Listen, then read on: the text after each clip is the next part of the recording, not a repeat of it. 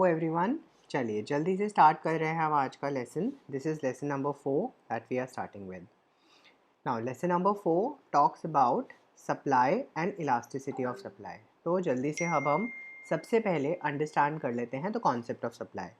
देखो, हमें ये चीज़ पता है कि प्राइस जो है, मतलब किसी भी कमोडिटी का जो प्राइस होता है, किसी भी कमोडिटी का जो प्राइस होता है उसे हम डिटरमाइन करते हैं using the demand and supply forces, है ना। हम वर्ड यूज़ कर रहे हैं डिमांड एंड सप्लाई फोर्सेस।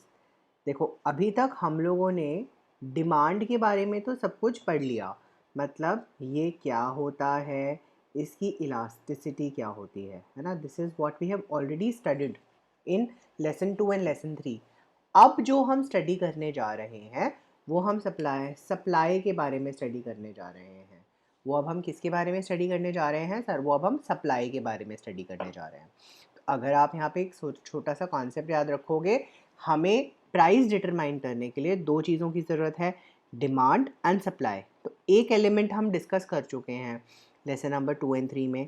अब दूसरे एलिमेंट की बारी है जिसके बारे में हमारा लेसन नंबर 4 है, विच इज़ अबाउट सप्लाई।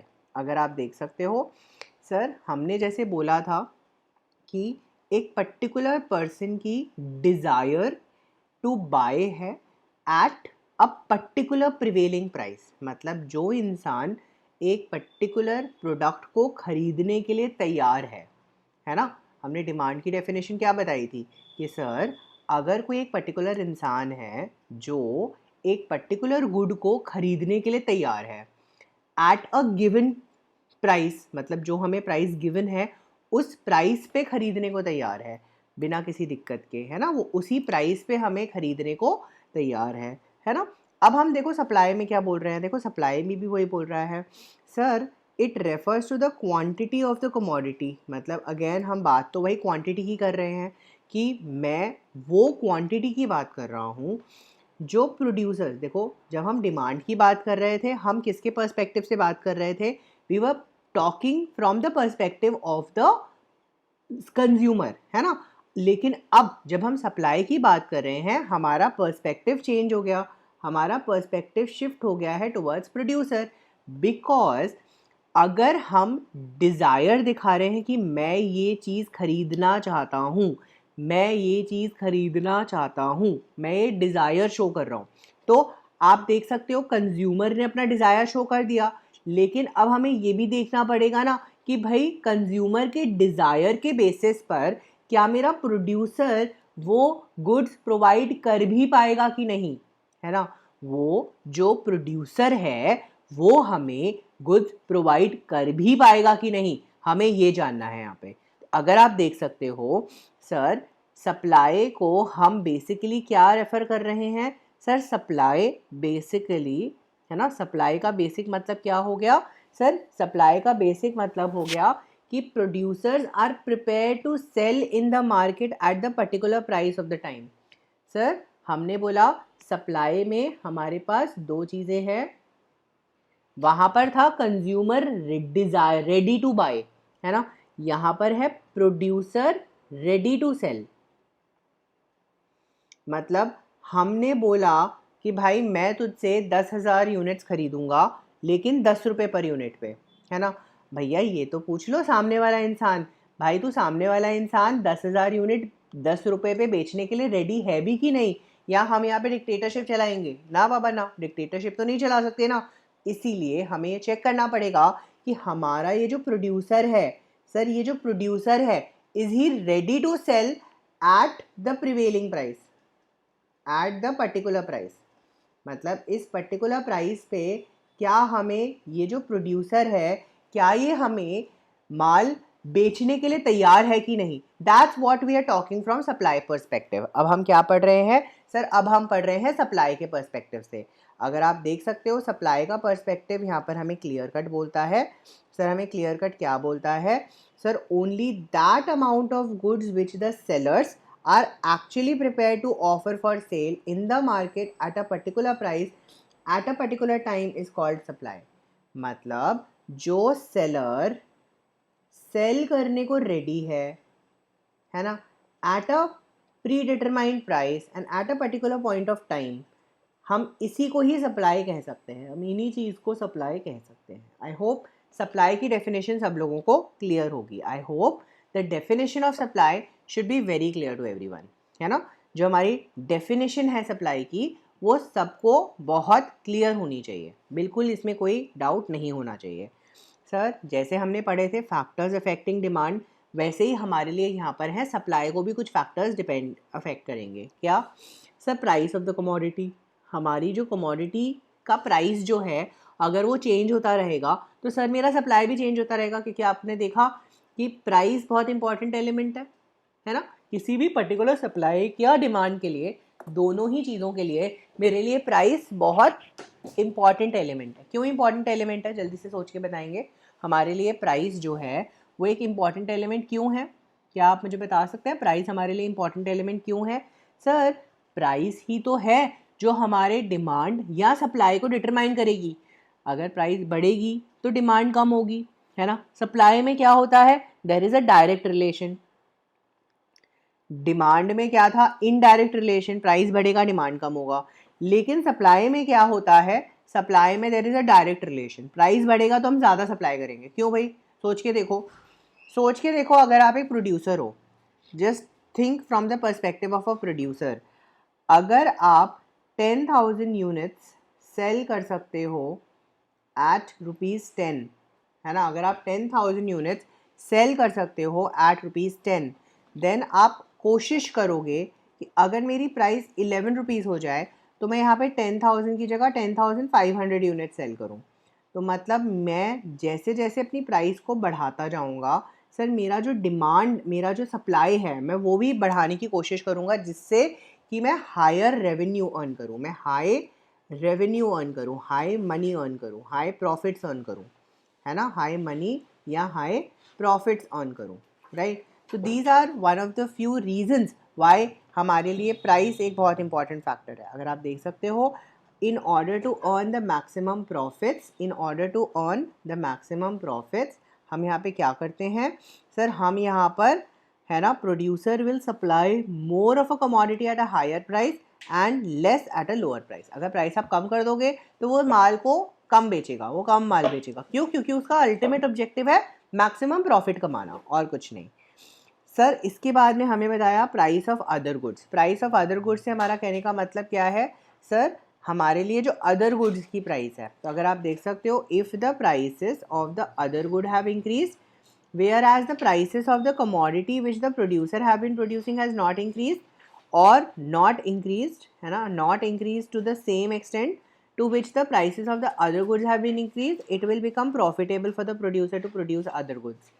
मतलब सिंपल भाषा में बोलता हूँ, सर फॉर एग्जांपल मेरे पास एक प्रोड्यूसर है, प्रोड्यूसर बोलता है कि मैं ना दो चीज़ें प्रोड्यूस करता हूँ, ठीक है। मैं एक प्रोड्यूस करता हूँ प्रोडक्ट एक्स और मैं एक प्रोड्यूस करता हूँ प्रोडक्ट वाई।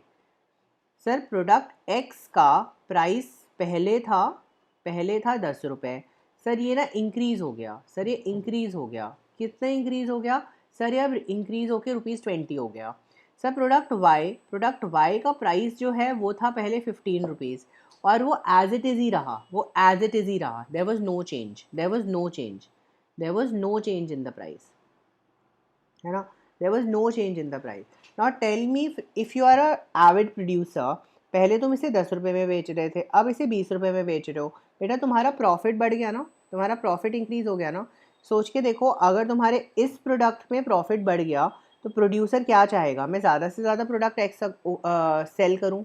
क्यों? और वो सप्लाई भी ज़्यादा से ज़्यादा एक्स को करना चाहेगा। क्यों करना चाहेगा ऐसा? क्योंकि आप एक एविड प्रोड्यूसर हो। अगर आप एक एविड प्रोड्यूसर हो तो आप क्या चाहते हो? आप यही चाहते हो कि मैं ज़्यादा से ज़्यादा प्रोडक्ट एक्स बेचूँ, जिससे कि मुझे ज़्यादा से ज़्यादा मैक्सिमम रिटर्न्स मिले। That's what we are talking about here. Sir next बोलता है prices of factors of production. Sir हम यहाँ पे भूल नहीं सकते कि हम प्रोड्यूसर के पॉइंट ऑफ व्यू से बात कर रहे हैं और प्रोड्यूसर को तो प्रोडक्शन करनी होती है। सर यहाँ पर हमारे लिए कॉस्ट ऑफ प्रोडक्शन इंपॉर्टेंट है ना। हमारे लिए जो कॉस्ट ऑफ प्रोडक्शन है वो इंपॉर्टेंट करती है। और आपको पता है कॉस्ट ऑफ प्रोडक्शन किस पे डिपेंड करती है? कॉस्ट ऑफ प्रोडक्शन हमारे फैक्टर्स पे डिपेंड करती है। और हमारे फैक्टर्स क्या हैं? आपको आइडिया होना चाहिए। Land, labour, capital and entrepreneurship. ये हमारे यहाँ पर 4 फैक्टर्स ऑफ प्रोडक्शन है। तो सर अगर मेरा फॉर एग्जांपल लैंड का रेंट इंक्रीज हो जाता है या मेरा कैपिटल का इंटरेस्ट बढ़ जाता है, ठीक है, या मेरा लेबर का रेट वेज इंक्रीज हो जाता है, आप देख सकते हो ना मेरे लिए प्रोडक्शन जो है वो कॉस्टली हो जाती है। सर मेरे लिए प्रोडक्शन जो है वो कॉस्टली हो जाती है। सर प्रोडक्शन कॉस्टली होते ही मेरा प्रॉफिट रिड्यूस हो जाता है। अगर मेरा प्रोडक्शन करना कॉस्टली हो गया तो बेटा मेरे लिए प्रॉफिट रिड्यूस हो गया। अगर मेरे लिए प्रॉफिट रिड्यूस हो गया तो मेरे लिए क्या होगा, सप्लाई कम हो जाएगा। That's what they are saying. Other things being equal, changes in the prices of the factors of production also affect the cost of production. The rise in the price of one factor or factors of production used in the production for the commodity will cause increase in the cost of production and reduces profitability, है ना, जिसकी वजह से क्या होगा, the producer will reduce the supply. तो मतलब यहाँ पर अगर आप देख सकते हो there is an indirect relationship. Sir किसके बारे में हमने बताया indirect relationship? हमारे अगर फैक्टर्स ऑफ प्रोडक्शन की कॉस्ट बढ़ जाती है, प्राइसेस बढ़ जाते हैं तो। सर हमने प्राइसेस ऑफ अदर गुड्स में क्या बताया, सर हमने बोला कि अगर मेरा the supply of one commodity therefore falls when the prices of the other goods increase. तो अगर आप यहाँ पे देख रहे हो, यहाँ पर भी हमारे लिए इनडायरेक्ट रिलेशनशिप है, राइट। अगर आप देख सकते हो यहाँ पे भी मेरे लिए इनडायरेक्ट रिलेशनशिप है, यहाँ पे मेरे लिए डायरेक्ट रिलेशनशिप है। आई होप ये 3 फैक्टर्स आप लोगों को बिल्कुल क्लियर होने चाहिए, right. Coming to the fourth factor that talks about state of technology. State of technology से मेरा कहने का मतलब है अगर मेरे लिए टेक्नोलॉजिकल इंप्रूवमेंट्स हो रही हैं, मतलब मेरी टेक्नोलॉजी इंप्रूव हो रही है, if my technology is getting better, है ना, I will be able to produce more in a given period of time. मैं ज़्यादा प्रोडक्शन कर पाऊँगा तो मैं ज़्यादा सप्लाई कर पाऊँगा। तो अगर आप देख सकते हो, it is possible to produce variety of goods at low cost of production and therefore the supply for various type of commodity has been increase. तो मतलब यहाँ पर अगेन आप देख सकते हो मेरे लिए यहाँ पे डायरेक्ट रिलेशनशिप है, मतलब अगर मेरा टेक्नोलॉजी इंक्रीज होगा तो मेरा सप्लाई भी इंक्रीज होगा, ठीक है।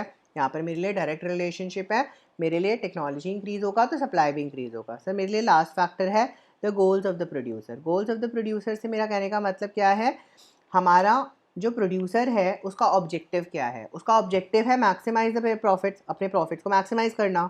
तो प्रोड्यूसर ऑफ द कमोडिटी ज़्यादा wants to sell as much as possible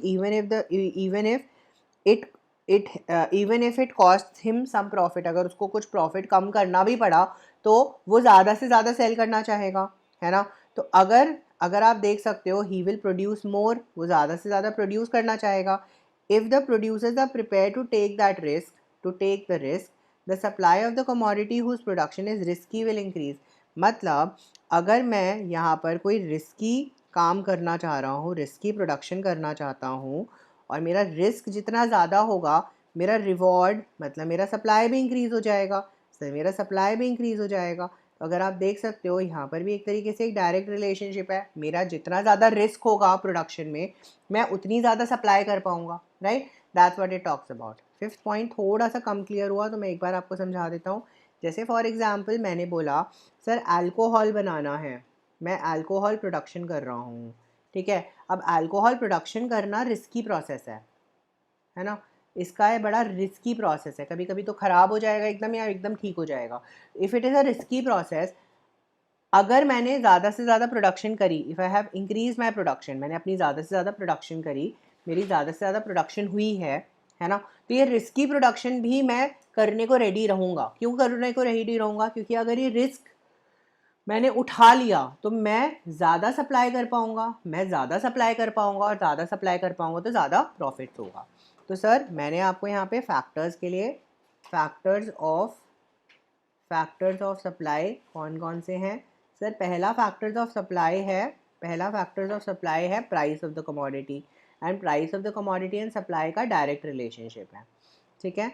then इसके बाद हम बोलते हैं प्राइस ऑफ अदर गुड्स, है ना, प्राइस ऑफ अदर गुड्स। अगर आप देख सकते हो अदर गुड्स का प्राइस, अगेन यहाँ पर भी हमारे लिए एक इनडायरेक्ट रिलेशनशिप था, there was a indirect relationship, right. There was an indirect relationship. Indirect relationship से मेरा कहने का मतलब क्या है कि अगर हमारा दूसरे कमोडिटी का प्राइस बढ़ेगा तो हमारा सप्लाई घटेगा, दूसरी कमोडिटी का प्राइस बढ़ेगा, वो ज़्यादा प्रॉफिटेबल होगा, उसका सप्लाई बढ़ेगा, उसका सप्लाई बढ़ेगा तो मेरे कमोडिटी का सप्लाई गिरेगा। तो प्रोडक्ट एक्स का प्राइस इंक्रीज होगा तो प्रोडक्ट वाई का सप्लाई डिक्रीज होगा। इसका मतलब ये है ना, यहाँ पर कहता है कि अगर मेरा प्राइस बढ़ेगा तो सप्लाई भी बढ़ जाएगा। ठीक है सर, थर्ड पॉइंट में मैंने बोला price of factors of production. ठीक है ना, ये था मेरा third point, factors of production. Price of factors of production का क्या है सर, अगर मेरा प्राइस बढ़ेगा तो मेरा सप्लाई कम हो जाएगा क्योंकि मेरा प्रॉफिट कम हो जाएगा। तो again there is an indirect relationship, there is an indirect relationship. तो मेरा अगर प्राइस बढ़ेगा, कॉस्ट बढ़ेगा, मेरा उससे सप्लाई रिड्यूस हो जाएगा। ठीक है, प्राइस घटेगा, कॉस्ट घटेगा, मेरा सप्लाई इंक्रीज हो जाएगा। तो there is an indirect relationship. Sir fourth point मैंने बोला टेक्नोलॉजी, है ना, हमने बोला टेक्नोलॉजी। सर टेक्नोलॉजी में हमने बोला there is a direct relationship, मतलब अगर हमारी टेक्नोलॉजी इंक्रीज होगी तो हमारा सप्लाई भी बढ़ेगा। क्यों? क्योंकि हमारा कॉस्ट कम हो जाएगा, क्योंकि हमारा प्रोडक्शन कॉस्ट कम हो जाएगा, हम कम लागत पे, कम कॉस्ट पे ज़्यादा प्रोडक्शन कर पाएंगे, इसीलिए हमारा कॉस्ट रिड्यूस हो जाएगा, है ना। सर फिफ्थ पॉइंट हमने यहाँ पे बताया, फिफ्थ पॉइंट हमने यहाँ पे क्या बताया था, the goal of the producer. हमने फिफ्थ पॉइंट बताया गोल ऑफ प्रोड्यूसर, है ना, गोल ऑफ प्रोड्यूसर। अगर आप देखोगे गोल ऑफ प्रोड्यूसर में there is a direct relationship. Sir मैं अगर अपना रिस्क इंक्रीज करूँगा तो मेरा सप्लाई भी इंक्रीज हो जाएगा। That was the simple logic out है। तो मेरे 5 factors of production, 5 factors of supply, I think so it should be very clear, right. Sir after this factors of supply अगर आप देखोगे, अगर आप देखोगे हमारे पास जो नेक्स्ट कॉन्सेप्ट आता है which is the law of supply. Law of supply क्या कहता है सर, लॉ ऑफ सप्लाई वही है जो हमारा फर्स्ट फैक्टर था। मेरी जैसे जैसे प्राइस इंक्रीज होती जाएगी वैसे वैसे सप्लाई इंक्रीज होता जाएगा, है ना, मतलब price and supply has a direct relationship. अगर प्राइस कम होता जाएगा तो मेरा सप्लाई भी कम होता जाएगा। तो price and the supply have a direct relationship. तो आप देख सकते हो there is a direct relationship between the price of a commodity and its quantity supplied, and this is called the law of supply. This can be explained with the help of a following schedule, supply schedule. देख लो price बढ़ रही है ना, तो supply भी बढ़ रही है। ठीक, हमारा कर्व यहाँ पर सप्लाई है, आपको याद होगा हमारा डिमांड कर्व एक डाउनवर्ड स्लोपिंग डिमांड कर्व था, ये हमारा एक अपवर्ड स्लोपिंग डिमांड कर्व है। तो आप देख सकते हो मेरा जो डिमांड कर्व है वो ऐसे ऊपर की तरफ जा रहा है ना, it's an upward sloping demand curve, right. Again market demand, sir हमने मार्केट सप्लाई याद है आपने, हमने यहाँ पे कॉन्सेप्ट पढ़ा था इंडिविजुअल का मतलब वन कंज्यूमर। तो यहाँ पर हम बात कर रहे हैं वन प्रोड्यूसर की, हम वन प्रोड्यूसर की जो सप्लाई है उसे हम कहेंगे इंडिविजुअल सप्लाई। सर मार्केट में हम क्या कहेंगे, मार्केट में हम कहेंगे ऑल प्रोड्यूसर्स। मार्केट के केस में हम क्या कहेंगे सर, हम कहेंगे ऑल प्रोड्यूसर, क्योंकि सप्लाई वर्ड यूज़ हो गया ना, तो सप्लाई वर्ड कहाँ पे यूज़ होता है सर, प्रोड्यूसर के साथ यूज़ होता है। तो मतलब अब मैं किसके साथ प्रोडक्शन कर रहा हूँ सर, सारे के सारे कंज्यूमर्स के साथ प्रोडक्शन कर रहा हूँ। तो when we are producing with all the consumers in hand, तो हमने कहा मार्केट सप्लाई की बात करो। तो मार्केट सप्लाई भी अगेन एक अपवर्ड स्लोपिंग डिमांड कर्व है, एंड अगेन वही होगा हमारे लिए अपवर्ड स्लोपिंग डिमांड कर्व। हमने सारे प्रोड्यूसर्स के सप्लाई को ऐड कर दिया जैसे हम वहाँ पे डिमांड को ऐड करते थे, है ना, राइट। अब अगर आप देखोगे हमारे पास वही कॉन्सेप्ट आता है जैसे हमने डिमांड में पढ़ा था। इफ़ यू रिमेंबर मैंने आपको बताया था कि ये हमारा एक वो है, एक पे हम प्राइस रखते हैं, एक पे हम क्वांटिटी सप्लाइड रखते हैं। इफ़ यू रिमेंबर हमने डिमांड के केस में क्या बताया था, क्वांटिटी डिमांडेड। सर ये मेरा डिमांड कर्व है, ये मेरा सप्लाई कर्व है, सर ये मेरा नॉर्मल प्राइस है, ये मेरा नॉर्मल प्राइस है। Sir this is my price, this is my quantity. Okay, now think about a situation, मेरी प्राइस बढ़ गई, मेरी क्वांटिटी सप्लाइड भी इंक्रीज हो जाएगी। तो आप देख सकते हो मैं यहाँ पे पॉइंट ई से E1 पे चला गया, एंड यहाँ से Q से Q1 पे चला गया, P से P1 पे चला गया। आप देख सकते हो Q से Q1 पे चला गया, P से P1 पे चला गया, E से E1 पे चला गया। सर दिस इज कॉल्ड, क्योंकि मेरी सप्लाई बढ़ रही है ना, this is called expansion of, ठीक है, this is called expansion of supply. इसे हमने क्या कहा, इसने हमने कहा, इसे हमने कहा इस चीज़ को हमने कहा एक्सपेंशन, हमने कहा sorry increase decrease, I am so sorry, I am so sorry, expansion of supply, या मैं इस चीज़ को यहाँ पे कह सकता हूँ increase in demand, increase in supply, increase in quantity, I am so sorry, हाँ, increase in quantity supplied,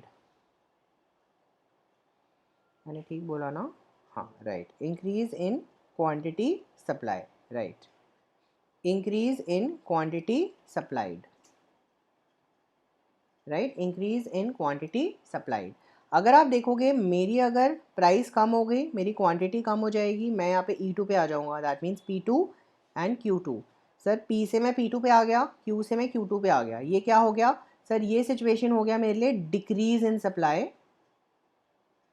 decrease in supply quantity supplied, है ना, डिक्रीज इन क्वांटिटी सप्लाइड, या मैं इसे कह सकता हूँ कॉन्ट्रैक्शन ऑफ सप्लाई, है ना। याद करो डिमांड में जब हम ऊपर जाते थे तो कंट्रैक्शन होता था, नीचे जाते थे तो एक्सपेंशन होता था, राइट। यहाँ पर उल्टा है सर, अगर हम ऊपर जा रहे हैं तो देयर इज एन एक्सपेंशन, हम नीचे जा रहे हैं तो देयर इज अ कंट्रैक्शन, ठीक है। सर आप देख सकते हो ये कब हो रहा था, जब मेरा प्राइस और क्वांटिटी, याद रखें प्राइस एंड क्वांटिटी दोनों में चेंज होता है, तो हमने यहाँ पे बोला change in quantity supplied. Sir मैंने बोला अगर मेरा प्राइस कांस्टेंट है, सर मेरा अगर प्राइस कांस्टेंट है तो इसका मतलब मेरा सप्लाई कर्व चेंज हो जाएगा, मेरा सप्लाई कर्व मूव करेगा, मेरा सप्लाई कर्व मूव करेगा। इस चीज़ को हम कहते हैं change in supply, that is increase in supply, decrease in supply. अगर आप देखोगे सप्लाई के केस में हमारे लिए दोनों चीज़ें हैं। अगर आप देखोगे ये मेरा प्रिवेलिंग प्राइस है, सर ये बढ़ गया, मेरा क्वांटिटी बढ़ गया, तो आप देख सकते हो यहाँ से यहाँ आ गए, हम Q से Q1 पर आ गए, आप देख सकते हो, राइट, यहाँ पे E से E1 पे आ गए। सिमिलरली मैंने बोला अगर मेरा प्राइस सेम है, मेरा प्राइस सेम है, लेकिन मेरा क्वांटिटी जो है वो Q2 हो गया, E2 हो गया, तो this is called increase in supply, this is called increase and this is called decrease. अगर आप देखोगे कॉन्सेप्ट वही है, वेग वही है, तो हमारे कॉन्सेप्ट वही, चार कॉन्सेप्ट आ गए। क्या क्या चार कॉन्सेप्ट आ गए सर, पहला कॉन्सेप्ट आ गया मूवमेंट अलोंग सप्लाई कर्व, क्या बोला मैंने, मूवमेंट अलोंग सप्लाई कर्व। तो मूवमेंट अलोंग सप्लाई कर्व में मैंने यहाँ पे आपको सबसे पहली चीज़ बताई, ए पार्ट बताया increase in supply, increase in supply में क्या बढ़ेगा, प्राइस बढ़ेगा, क्वांटिटी सप्लाइड भी बढ़ जाएगा। फिर मैंने बताया decrease in supply, decrease in supply, sir मेरा प्राइस कम हो जाएगा, क्वांटिटी सप्लाई भी कम हो जाएगा। सर ये ऐसा क्यों हो रहा है, क्योंकि सप्लाई में there is a direct relationship, supply में क्या है, there is always a direct relationship. Sir second चीज़ मैंने यहाँ पे क्या बोली, सर सेकेंड चीज़ मैंने बोली shift of demand supply curve, shift of supply curve, मेरा सप्लाई कर्व ही शिफ्ट हो रहा है। तो when there is a shift of supply curve I again have two things, I can have increase in supply, so in increase in supply what do I have, sir मेरा price में no change, my price have no change but my quantity supplied has increased, है ना, that means मेरा supply curve rightward shift हो गया। Sir next मैंने बोला decrease in supply, और सर मैंने डिक्रीज इन सप्लाई में क्या बताया, सर प्राइस में there is no change, price में कोई चेंज नहीं हो रहा, लेकिन मेरा क्वांटिटी सप्लाई डिक्रीज हो गया, क्वांटिटी सप्लाई डिक्रीज हो गया, तो मतलब मेरा लेफ्टवर्ड शिफ्ट है of the supply curve. I hope यहाँ तक का कॉन्सेप्ट बिल्कुल क्लियर हो जाना चाहिए। तो यही आपका जो अगला टॉपिक है that is difference between a change in quantity supplied and an increase और डिक्रीज इन सप्लाई। तो अगर आप देखोगे यहाँ पर हमने यहाँ पर इसको आप चाहो तो डिफरेंशिएटिंग फॉर्मेट में भी मेंशन कर सकते हो। आपसे एग्जाम में क्वेश्चन बोल सकता है कि सप्लाई कर्व शिफ्ट हो रहा है इधर से उधर, उधर से इधर, तो क्या होगा, है ना, तो वही चीज़ आपने बेसिकली यहाँ पे एक्सप्लेन करनी है, ठीक है। अगर आप देख सकते हो यहाँ पर, moving on to the next concept out here in this chapter, that is elasticity of supply. Now before I move ahead, I am just giving you a 2 minutes break and then we'll continue with elasticity of supply, right? Chaliye, I'll see you guys after 2 minutes, and make sure you have already subscribed to our channel and have liked the video. Thank you. Please do share with your friends.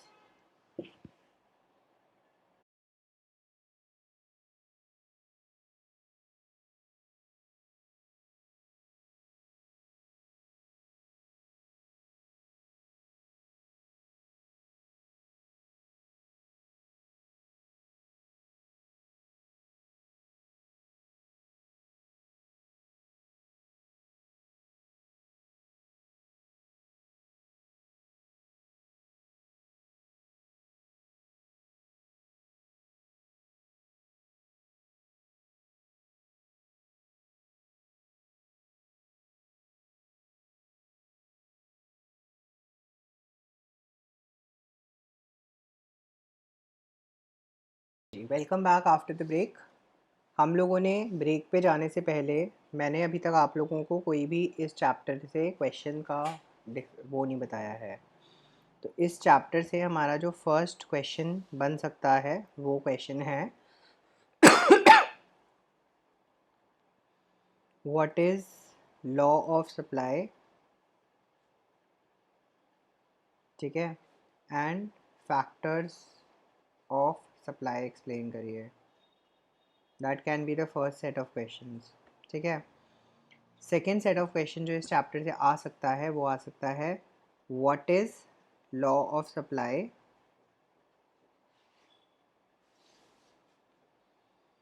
explain the difference between increase in supply and expansion।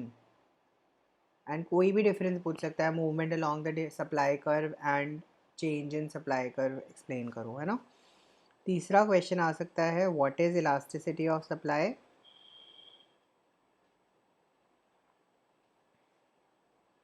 what is elasticity of supply, explain its degrees। so sorry, चलिए ये हमारा next question है, इस पे अब हम focus कर रहे हैं। सर अगर आपको याद होगा हमने इलास्टिसिटी ऑफ डिमांड जब एक्सप्लेन करा था, जब मैंने आपको इलास्टिसिटी ऑफ डिमांड एक्सप्लेन किया था, कमिंग ईयर, जब मैंने आपको इलास्टिसिटी ऑफ डिमांड एक्सप्लेन किया था तो मैंने बोला था जो भी हमारा percentage change in quantity demanded है divided by percentage change in factor, जिस भी फैक्टर पे हम चेंज कर रहे हैं, जैसे कि हमारे लिए अगर वो प्राइस था तो वो प्राइस इलास्टिसिटी था, अगर वो इनकम था इनकम इलास्टिसिटी था, रिलेटेड गुड था, है ना, रिलेटेड गुड था तो वो क्रॉस इलास्टिसिटी बन गया था, है ना। इफ़ यू रिमेंबर सर हमारे लिए जो इलास्टिसिटी ऑफ सप्लाई है उसका कॉन्सेप्ट एक चीज़ हमें बड़ी क्लियरली उन्होंने बता दी, और वो क्लैरिटी में हमें एक चीज़ उन्होंने ये बता दी कि जो भी इलास्टिसिटी ऑफ सप्लाई का कॉन्सेप्ट है वो हमेशा with respect to percentage change in price ही होना है आपके लिए। मतलब you are only studying price elasticity of supply, ठीक है। तो इसका मतलब मुझे क्या देखना है सर, मुझे क्वांटिटी सप्लाइड का रिस्पॉन्सिवनेस देखना है। किसका देखना है सर, क्वांटिटी सप्लाइड का रिस्पॉन्सिवनेस देखना है। तो if you can see here मैं यहाँ पे क्या स्टडी करना चाह रहा हूँ sir, I am trying to study the degree of responsiveness, I am trying to study the degree of responsiveness, है ना, रिस्पॉन्सिवनेस ऑफ क्वांटिटी सप्लाइड। किसका सप्लाई स्टडी करना चाह रहा हूँ बेटा, देख लीजिए क्वांटिटी सप्लाइड, मैंने कितना क्वांटिटी सप्लाई किया है with respect to change in price of the commodity, है ना। मतलब मेरा अगर थोड़ा सा चेंज होता है प्राइस में तो मेरी क्वालिटी, मेरी जो क्वांटिटी सप्लाइड है उसमें कितना चेंज आ रहा है या उसमें कितना बढ़ोतरी हो रही है या इंक्रीमेंट हो रहा है डिक्रीमेंट हो रहा है, that's what we are trying to understand here. अगर आप यहाँ पे देखोगे इलास्टिसिटी ऑफ सप्लाई वही फॉर्मूला है, देख लीजिए, percentage change in quantity supplied divided by percentage change in price. अगर आपको याद होगा हमने इसको डिराइव कैसे किया था, percentage change in quantity supplied can be written as change in quantity upon quantity into 100, percentage change in price of the commodity can be written as change in price upon price into 100. हमने वही चीज़ किया है, देख लीजिए, हमने इन दोनों को divide कर दिया, delta Q upon Q into 100 upon Q है ये, sorry, delta P upon P into 100. अगर आप देखोगे 100 से 100 कट गया, द रूल वही आ गया, delta Q upon delta P into Q, P upon Q, sorry, P upon Q, P upon Q. अगर आप यहाँ पे देख सकते हो, याद रखेंगे इलास्टिसिटी ऑफ डिमांड में हमने बोला था कि वहाँ पर नेगेटिव है, मतलब there is a negative relationship. Price elasticity of supply demand, अगर आपको याद होगा, प्राइस इलास्टिसिटी ऑफ डिमांड में हमारा आंसर हमेशा नेगेटिव आने वाला था. ओके, लेकिन इलास्टिसिटी ऑफ सप्लाई में हमारा आंसर हमेशा पॉजिटिव आएगा. Why? Because there is a direct relationship. मतलब अगर मेरा प्राइस कम हो रहा है तो मेरा सप्लाई, क्वांटिटी सप्लाइड भी कम होगा. सर अगर मेरा प्राइस बढ़ रहा है तो मेरा क्वांटिटी सप्लाइड भी बढ़ जाएगा. तो यहाँ पर बेसिकली आप क्या कर रहे हो सर, यहाँ पर आप दोनों के बीच का डायरेक्ट रिलेशनशिप डिफाइन कर रहे हो. तो सर जब आप डायरेक्ट रिलेशनशिप डिफाइन करते हो, डायरेक्ट रिलेशनशिप डिफाइन करते वक्त आपको क्या ध्यान रखना है कि हमारे लिए जो आंसर है वो हमेशा पॉजिटिव आने वाला है. तो because they have a direct relationship, याद रखेंगे, because price and quantity supplied, because price and quantity supplied have a direct relationship, have a direct relationship, है ना. and because they have a direct relationship, the answer is always positive, right. and when I'm talking about elasticity of demand, when I'm talking about elasticity of demand, because they have an indirect relationship, because they have an indirect relationship, hence इनका answer हमेशा negative आने वाला है. Because एक बढ़ेगा एक छोटेगा, एक घटेगा, तो एक नेगेटिव आएगा एक पॉजिटिव आएगा, तो negative upon positive is always resulting in a negative figure. whereas negative upon negative is positive, positive upon positive is always a positive figure. So that's the reason, that's the concept out here. अगर आप याद रखोगे, degree of elasticity of supply बिल्कुल वही होने वाला है, बिल्कुल सेम है. हमने जो 5 डिग्रीज वहाँ डिमांड में पढ़े थे, वही 5 डिग्री सप्लाई में पढ़ रहे हैं. If you can see here, हमने वहाँ पर डिमांड में क्या 5 फैक्टर्स पढ़े थे. हमने पढ़ा था इलास्टिसिटी ऑफ डिमांड 0 होगा, या तो इन्फिनिटी होगा, ग्रेटर देन 1 होगा, लेस देन 1 होगा, या इक्वल टू 1 होगा. याद रखेंगे, इज़ 0 मतलब 0 कब होगा सर, जब न्यूमरेटर 0 होगा, मतलब क्वांटिटी सप्लाइड में कोई चेंज नहीं होगा, तो मतलब परफेक्टली इन इलास्टिक. इन्फिनिटी कब होगा, जब मेरा डिनोमिनेटर 0 होगा. याद रखेंगे, जब मेरा यहाँ पर क्या हो रहा है, न्यूमरेटर 0 है सर, यहाँ पर मेरा डिनोमिनेटर 0 है, मतलब there is no change in the price. तो when there is no change in the price, तो मेरा आंसर आने वाला है infinity. Sir greater than 1, greater than 1 कब होगा sir, when my numerator is greater than the denominator, मतलब मेरा क्वांटिटी सप्लाइड है ना, मेरा क्वांटिटी सप्लाइड में जो चेंज है वो बड़ा है then the change in the price, है ना. तो ये आपको यहाँ पे ध्यान रखना होगा, ये थोड़ा फ्लैटर कर्व होगा, elastic. Next, less than 1, less than 1 कब होगा, change in price is more than, तो मतलब numerator is less than the denominator, numerator is less than the denominator, right, मतलब थोड़ा स्टीपर होगा. नेक्स्ट, इक्वल टू 1, जब numerator और डिनोमिनेटर में चेंज जो है वो इक्वल होगा. डायग्राम्स आप देख सकते हो, परफेक्टली इनइलास्टिक, परफेक्टली इलास्टिक, थोड़ा सा स्टीपर, मतलब flatter, steeper and unitary, that's it, right. यहाँ पर हमारा यहाँ पे टॉपिक क्वेश्चन खत्म हो जाता है. अगर आप देखोगे, give imaginary supply schedules and derive market supply curve, give diagrams. तो यहाँ पर आपको क्या देना पड़ेगा, यहाँ पर इस क्वेश्चन में आपको ध्यान देना पड़ेगा, यहाँ पर आप 2 और 3 प्रोड्यूसर्स से, 2 और 3 प्रोड्यूसर्स के सप्लाई कर्व बनाओगे, और फिर उनसे आप एक मार्केट सप्लाई कर्व बनाओगे. ठीक है ना, मतलब एक दिखाओगे यहाँ पे ये ऐसे है, फिर ये दूसरा ऐसे है, और फिर इससे रिजल्ट हुआ है हमारा ये, है ना, ये मेरा प्रोड्यूसर 1, सर ये हमारा प्रोड्यूसर 2, ये मेरा मार्केट। ठीक है, इस तरीके से आप शो करोगे। Distinguish between change in supply, change in quantity supply, nothing very much, हम ऑलरेडी डिस्कस कर चुके हैं, है ना। यहाँ पर होता है चेंज इन सप्लाई में क्या होता है sir, there is a movement of, there is a shift of supply curve, there is a shift of supply curve, है ना। और यहाँ पे चेंज इन क्वांटिटी की सप्लाइड में क्या होता है sir, there is a movement along the same supply curve.